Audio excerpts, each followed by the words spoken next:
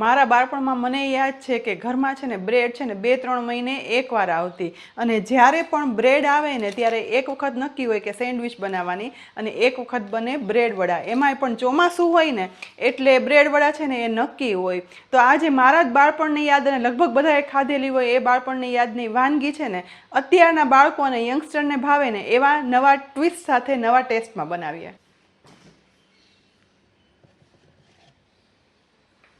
અત્યારના બાળકોનો મનપસંદ ટેસ્ટનો નાસ્તો બનાવવો છે એટલે મેં ચીઝ અને પનીર લઈ લીધા. ઘરમાં પનીર આવે ને તો હું આ રીતે સ્ટોર કરતી હોઉં છું. આવો એરટાઇટ કન્ટેનર લઈ લેવાનો, પણ તો સારો પ્લાસ્ટિક હોય ને તેનો લેવાનો. એકદમ હળવું હોય એવો નહીં લેવાનો, એટલે આપણું પનીર છે ને ખરાબ ન થાય. પાણીમાં ડૂબાડૂબ આ રીતે પનીર રાખી દઈએ ને તો લાંબો સમય સુધી આ પનીર છે ને એ ખરાબ નથી થતું. બસ 2-3 દિવસે છે ને પાણી ચેન્જ કરી નાખવાનું અને પાણીના ડૂબાડૂબ પનીર રાખવાનું. તો અહીંયા હું પનીર લઈ લઈશ. અહીંયા આપણે જેટલો નાસ્તો બનાવવો છે તેમાં આ પનીર છે એ 50 ગ્રામ જેવું છે, તેટલું નહીં જોઈએ. તો હું તેનું અડધું લઈ લઈશ અને બાકીનો પીસ છે તે પાછો રાખી દઈશ. એક ઊંડું પોળું બાઉલ જેમાં મસાલો બનાવવો હોય તેવડું લેવાનું. તેની ઉપર હું ખમણી રાખી દઈશ. આ છે જાડા કાણાવાળી ખમણી, અને આ પનીર છે એ ખમણી લેવાનું છે. એટલે છે ને આપણે જે નાસ્તો બનાવીએ એનું સ્ટફિંગમાં છે ને પનીરનો થોડો સ્વાદ પણ આવે, અને એકદમ ટુકડા ટુકડા ન હોય તો એકદમ વ્યવસ્થિત ટેસ્ટ બને. તો આ રીતે ધીમે ધીમે કરી અને બધું પનીર ખમણી લેવાનું. જુઓ, પનીર સોફ્ટ છે ને એટલે ઇઝીલી ખમણાઈ જાય છે, અને પાણીમાં રાખેલું છે એટલે મોઇશ્ચરવાળું પણ છે, કોરું કોરું નથી. બધું પનીર છે એ ઇઝીલી ખમણાઈ ગયું છે.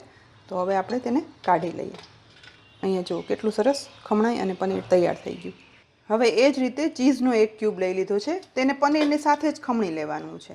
એટલે ચીઝ અને પનીરનો ટેસ્ટ છે ને એટલે પછી બાળકોને પછી કંઈ કહેવું જ ન પડે એટલું ભાવશે. અને ઉપરનું પડતો જોજો તમે, એટલું બધું ક્રિસ્પી બનશે ને, અને કોઈ પણ જાતની વધારે પડતી મહેનત વગર એકદમ સહેલાઈથી બની જાય. 10 મિનિટમાં પણ તમારે આ નાસ્તો તૈયાર કરવો હોય ને તો બની અને તૈયાર થઈ જાય. અહીંયા ચીઝ પણ ખમણાઈ ગયું છે. હવે અહીંયા મેં બાફેલું બટાકું લીધું છે. અડધું બાફેલું બટાકું છે ને તે આ રીતે એને પણ ખમણી અને ઉમેરી દઈશ, જેથી બટાકાના ક્યાંય લમ્સ નહીં રહે. બટાકું એટલે નાખીએ કે આપણે જે આ મસાલો બનાવીએ છીએ એમાં સરસ બાઇન્ડિંગ આવે. બહુ વધારે ઉમેરવાની જરૂર નથી, ફક્ત બાઇન્ડિંગ પૂરતું જ બટાકું ઉમેરવાનું. હવે એ પણ અહીંયા સરસ ખમણાઈ ગયું છે. અહીંયા મેં બાફેલી મકાઈના દાણા, કેપ્સિકમ અને ગાજરના ઝીણા સમારેલા ટુકડા લીધા છે. સ્વાદ પ્રમાણે જેટલા પસંદ હોય ને તે રીતે ઉમેરી દેવાના. અને કાંઈ ના હોય તો એકલું બટેકું પણ ચાલે, પણ થોડા વેજીટેબલ્સ આપણે બધાઈને ખવાય એટલા માટે ઉમેર્યા છે. સાથે જ એક મરચું છે એને ઝીણું સમારી લીધું છે, અને અડધો ઇંચ આદુનું એકદમ ક્રશ કરી લીધું છે, તો તે પણ ઉમેરી દઈશું. થોડી એવી સમારેલી કોથમીર ઉમેરશું. સાથે જ મસાલામાં અહીંયા મેં પીઝા સિઝનિંગ, ચીલી ફ્લેક્સ અને ઓરેગાનો લીધા છે. ટેસ્ટ પ્રમાણે જે રીતે વધારે કે ઓછા પસંદ હોય તે રીતે ઉમેરવાના. તેની સાથે જ વધારે આ સ્ટફિંગ ચટપટું બનાવવા માટે થોડો એવો ચાટ મસાલા પાવડર લગભગ 1/4 ટીસ્પૂન છે એ ઉમેરશું. અને સૌથી છેલ્લે ઉમેરવાનું મીઠું. જ્યારે આ બધું બનાવવું હોય ને ત્યારે જ મીઠું ઉમેરવાનું. ક્યારેક આપણે સ્ટફિંગ બનાવી અને રાખી દેતા હોય તો ત્યારે મીઠું નહીં ઉમેરવાનું, જ્યારે આપણે ગોળા વાળવા હોય એ સમયે ઉમેરવાનું. તો 1/4 ટીસ્પૂન મીઠું ઉમેરીશ. હવે બધું ચલાવી અને એકદમ સરસ મિક્સ કરવાનું, કારણ કે આમાંથી આપણે છે ને નાના નાના લુવા વાળવા છે, એટલે કે બોલ્સ બનાવવા છે. આ બોલ્સ તમે પસંદગી પ્રમાણે જે શેપ આપવો હોય તે રીતે આપી શકો છો. તો અહીંયા જો આ રીતે સરસ મિક્સ કરી દેવાનું. પનીરના લીધે અને બટાકાના લીધે બાઇન્ડિંગ એકદમ સરસ જ આવવાનું છે, અને ધીરે રહીને મિક્સ કરશું. જો આ એકદમ સરસ મિક્સ થઈ અને તૈયાર થઈ ગયું. બહુ વધારે એકદમ વધારે મિક્સ કરવાની પણ જરૂર નથી, હાથથી મિક્સ કરશું. જો આ રીતે થઈ ગયું તૈયાર, એટલે થોડો એવું નાનું બોલ્સ બનાવી લેશું. આ બોલ્સ છે તમે જે મનપસંદ શેપ હોય એ આપી દેવાનો. અહીંયા હું થોડો એવો સ્ક્વેર શેપ આપીશ, કારણ કે આપણે જે બાઇટ્સ છે એ સ્ક્વેર બનાવવા છે.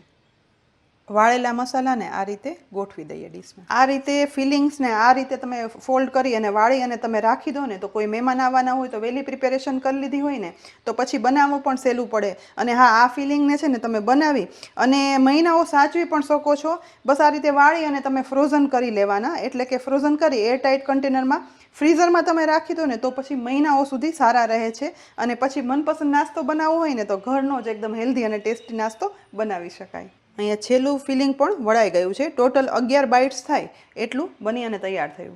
આજે આ નાસ્તો છે ને એ બાઇટ્સના ફોર્મમાં બનાવવો છે, એટલે એકદમ નાનો. એટલે જો મેં નાની એકદમ બ્રેડ લીધી છે. તમે આ મોટી બ્રેડ હોય ને તો તમે એમાંથી પણ બનાવી શકો. આજે આપણે એકદમ નાના નાના બાઇટ્સ બનાવીએ. બ્રેડ લીધી છે, એની કિનારી છે ને આ રીતે કટ કરી લેવાની છે.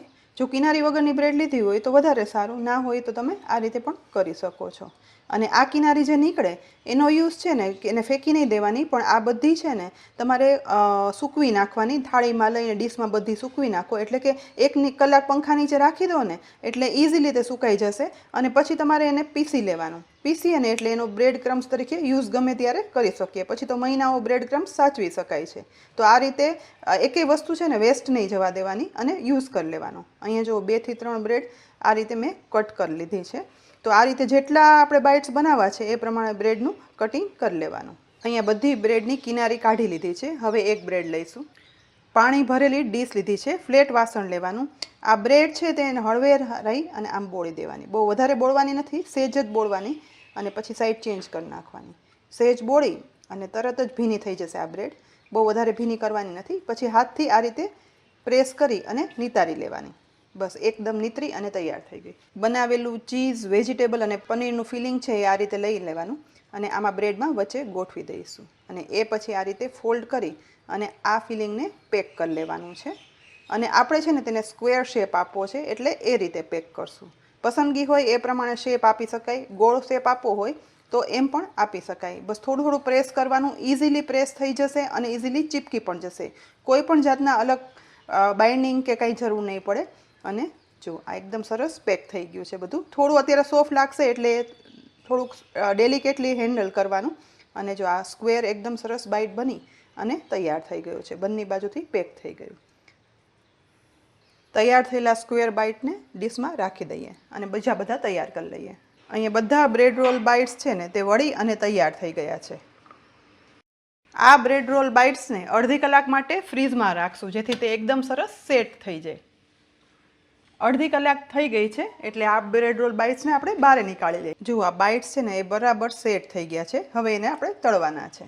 ગેસની મીડિયમ ફ્લેમ પર ગરમ થયેલા તેલમાં ધીમે ધીમે કરી અને ઉમેરી દેવાના છે. ફ્લેમ છે એ મીડિયમ ટુ હાઈ જ રાખવાની અને ઉમેરી દેવાના. અત્યારે પેનમાં સમાય એટલે હું ઉમેરીશ. લગભગ અડધી મિનિટ એક સાઈડ તળાય પછી એકની આ રીતે સાઈડ ચેન્જ કરવાની છે. આ છે બ્રેડના બનેલા છે એટલે જરાય ફાટશે પણ નહીં અને સાથે બાઇન્ડિંગ પણ એકદમ સરસ આવશે એટલે બીજું કંઈ લગાડવાની જરૂર પણ નહીં પડે. તો ધીરે ધીરે એક ચમચી વડે આ રીતે એની સાઈડ ચેન્જ કરશું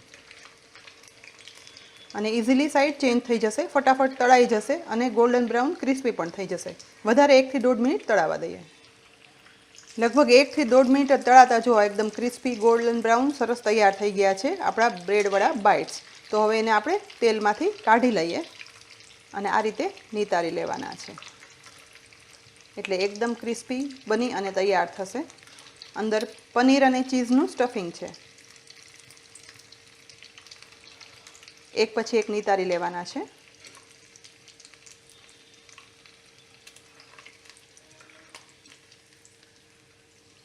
જુઓ તેલ સાવ નીતરી ગયું છે. હવે આપણે એને સર્વ કરી લેવાના. બનેલા બ્રેડવાળા બાઇટ્સને પીરસી પણ લઈએ.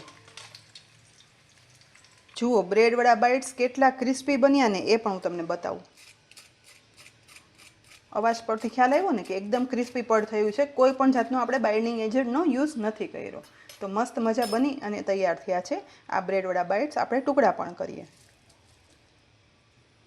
એકદમ ક્રિસ્પી સાઉન્ડ સાથે અંદર ચીઝી અને પનીરનું સ્ટફિંગ. મસ્ત મજાના બ્રેડવાળા બાઇટ્સ. બાળપણની યાદી અને અત્યારના યંગસ્ટરને પણ ભાવે, બાળકોને પણ ભાવે, મોટાને પણ દો ને તો ખાવાની ખરેખર એ લોકોને મજા આવે.